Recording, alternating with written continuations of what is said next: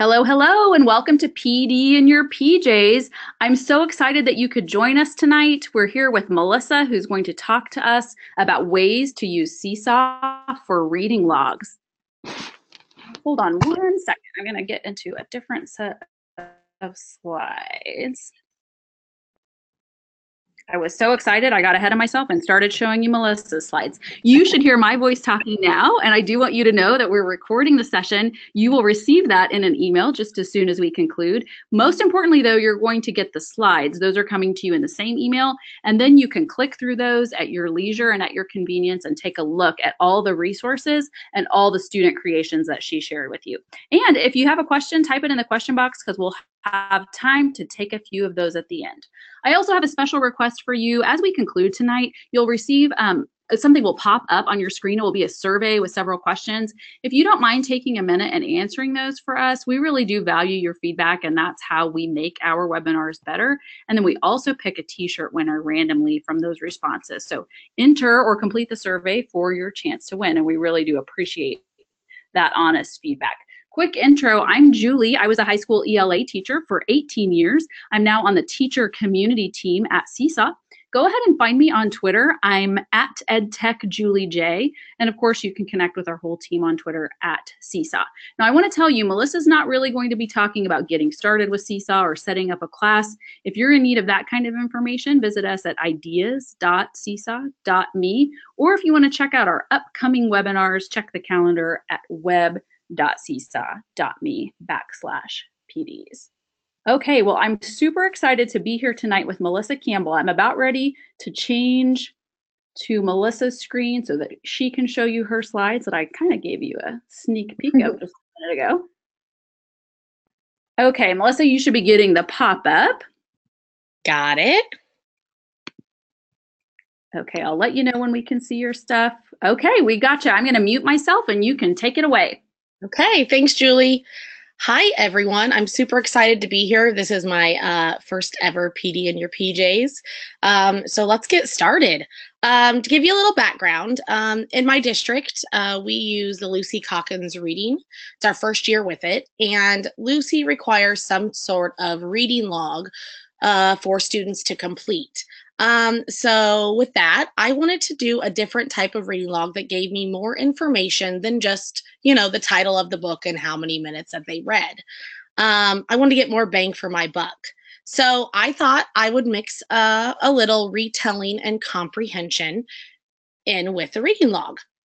I have been a fan of Seesaw for about a year now, and I've watched a few PD in Your PJs. Last year, I learned about managing folders, and I learned how a panel of pre-K through second grade teachers were using Seesaw, and it struck a chord with me. So that's where I got started. I started with managing folders, and if you don't know how to do that, if you are signed into Seesaw and in the upper right-hand corner, there's a little wrench. You click on that, and then you click on Manage Folders, and you get a screen like this that you see. And I created, as you can see, I have lots of folders, but I created a reading log folder. I have taught my kids to, after they finish recording, they select the folder, reading log, and it goes right in there for me. And if they make a mistake because they're 6 and 7, simple, easy, I can correct it and move it to the right folder. After I created my folders, I started with a schedule. I knew I had to manage this somehow, and I wanted them to share their reading at least once a week because I didn't really want to take time away from their independent reading because that's the most important. So you can see my reading log schedule. When I introduced this to the class step by step, I explained to them that they would be in charge of getting the next person on the list because I would be busy conferencing, running skill and guided reading groups. And of course, as I introduced it, we talked about the what ifs, what if someone was absent? What if the person's in the bathroom? And we talked about skipping the person next and going to get the next person, and how you tap them quietly. They go over there. If there's an issue, they can come get me, but pretty much this has run pretty smoothly. Okay, so um, after I got the schedule down, it was time for me to make some examples because let's face it, I'm dealing with 6 and 7 year olds, so examples are kind of my life. You all know that as teachers. When I introduced this reading log station to my class, we were heavy into our nonfiction unit.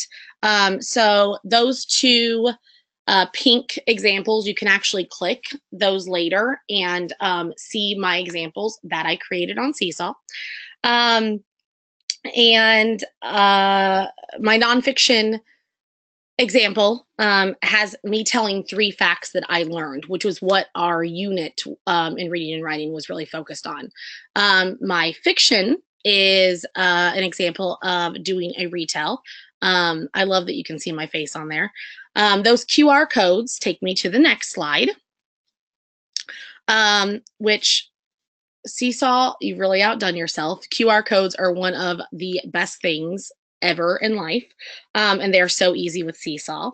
After I created the examples, I clicked the 3 dots. You can do this on any student or teacher created thing in Seesaw. That pink ish arrow.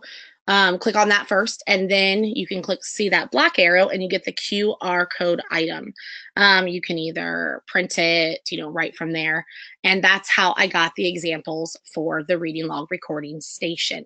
Love it. If you are a computer or Chromebook user, if you notice still on that slide where it says share item, you can click on that and get a code to share as well. So there's easy ways to share the examples that you might create for this. Okay, so I have seen examples of recording stations all over Pinterest, social media, etc. So basically, I just used those, did some research, and created my own. I already had that cube storage bin, which a ton of people already have. So all I had to do was purchase that phone. That phone I found on Amazon. You can actually click both of those links when you get these slides, and it will take you to exactly where I found the recording phone. And there's a ton of different colors. And of course, a lot of people have those cube baskets, but you can also find the link there.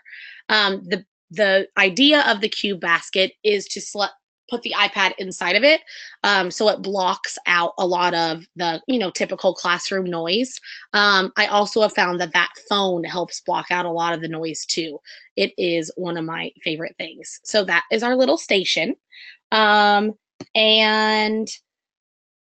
once I set all of this up, I introduced this to the class on a Thursday. And I explained everything to them, kind of like I have with you guys. And I had the students on my Thursday schedule give it a try. I sat with each of them, and I did this for the next week. I really wanted to make sure the kids were able to, add the plus, do the recording, understand if they needed an example, they could scan the QR code and watch my example. Really go through it because I'm going to be busy when they're recording. I actually took some mental notes as the kids recorded for the week, and I checked out who caught on the quickest, who could I use as a reading log helper if anyone ever got stuck. So as I was watching them, I asked them, would you be okay if anyone ever got stuck, they could go ask you. They could ask you for help. I've had to call on those helpers a couple of times. We've been doing this for a little over a month now. And those helpers have been a saving grace to me. I love building capacity in kids because they catch on to technology and are excited about it even more than I am sometimes. So I patted myself on the back for that one. Okay, so let's get into how I'm using this. So now that I've got it all set up, how have I actually been using this? Here are a couple of student examples. We are going to take a few seconds to just watch a couple of them. I did a fiction and a nonfiction example. And underneath them, those are all of, we do, Common Core standards. So those are all the Common Core standards this actually meets, which kind of blew my mind when I broke it down and looked at it. My nonfiction example is of a girl who is doing it just like the example, just like I had wanted. Let's stop for a second and watch her. I'm reading about babies. These are the 3 facts that I'm going to learn about babies. One thing is about babies, they can ride in a stroller. They drink out a bottle. And okay, first of all, she's adorable. I know she's so cute, but that's exactly what I wanted. And I'm okay with them looking at the text.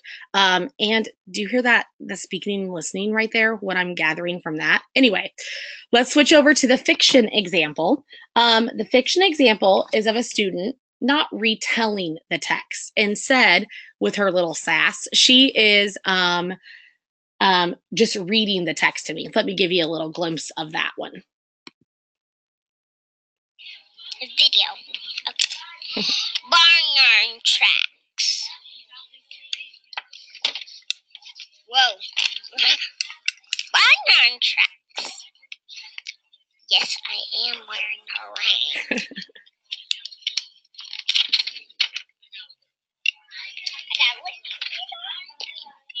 Look, I see some animal tracks. Listen, I hear cock-a-doodle-doo. Who's there? Okay, so you can tell, hello, news to me, she is struggling with a retell.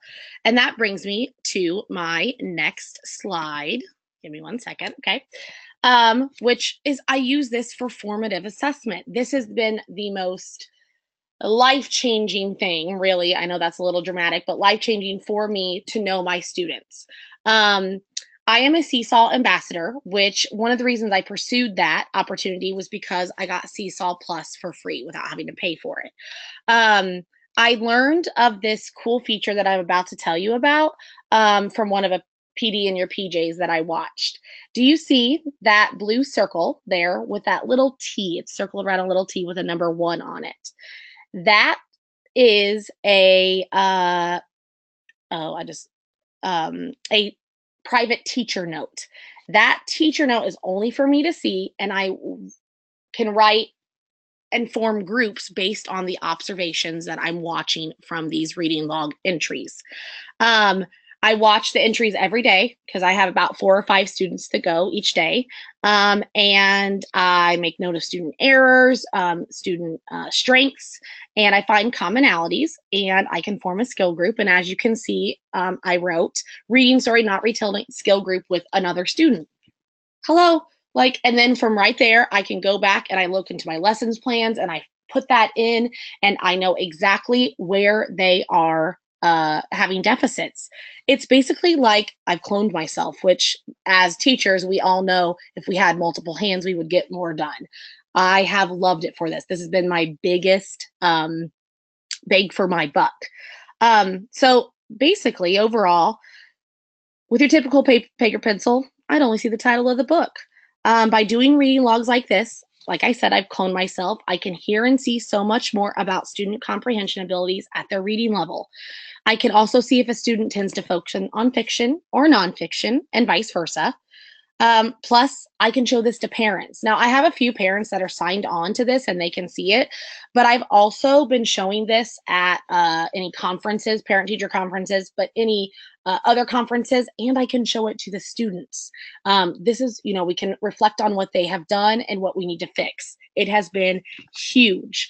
Now, I want to remind you and remember that when you try new things like this, remember it doesn't have to be perfect to be powerful. That is one thing that I tell myself every time I try something new, and this is a prime example. Okay, so Julie, I'm going to shoot it back to you to see if we have any questions.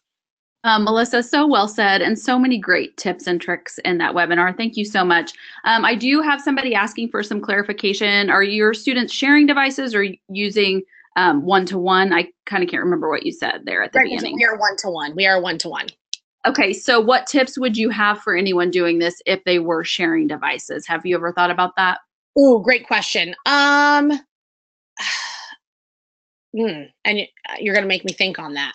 I've never shared devices, honestly, so I'm not really familiar with how I'd have to set that up. If I did share devices, um, I guess it would be used how I don't really know, honestly. I know, and yeah, to be honest, I never shared devices either. My students were obviously big kids, but they were one-to-one too. I think who's asking that? Rebecca, maybe you could reach out to our community. We have those grade level specific Facebook groups, and you could tweet questions with the hashtag Seesaw Chat, and you'd get some good responses from our community. They're very generous at sharing some of their ideas. And we do have lots of presenters who present PD who do share devices, so they share some tips for that as well. I would be curious, how they go about that as well. For sure, me too. Carolyn is asking about the private teacher note. That's with Seesaw Plus. So you could activate a free trial of Seesaw Plus, or you could scan someone's code to get to try Seesaw Plus. That's how you get the private teacher folder or private teacher notes. So Jacqueline is saying that the shared device situation, you could do this as a station, like one iPad or something could sit at a station, and then someone could come and do their reading. That's a good idea. I'm reading through the question box. People have tips to share, so I'm seeing if there's anything we want to share. Carolyn says we have shared devices. The student just needs to select their own folder to log their entry. So like they're checking their own name, basically, probably. And Lauren is also seconding that, saying basically you would use it the exact same way. If you share devices, they'd just be picking their own name. So that's logical. I just wasn't thinking about that either, that it probably doesn't matter how many devices you have. That's great. I'm glad we could have a little bit of clarification and discussion about that. Well, Melissa, thank you so much. This was so helpful. Everybody's going to get the email with the slides that's coming your way. And thank you so much for joining us. I hope you can be with us again for a PD again real soon. Bye-bye. Awesome. Bye.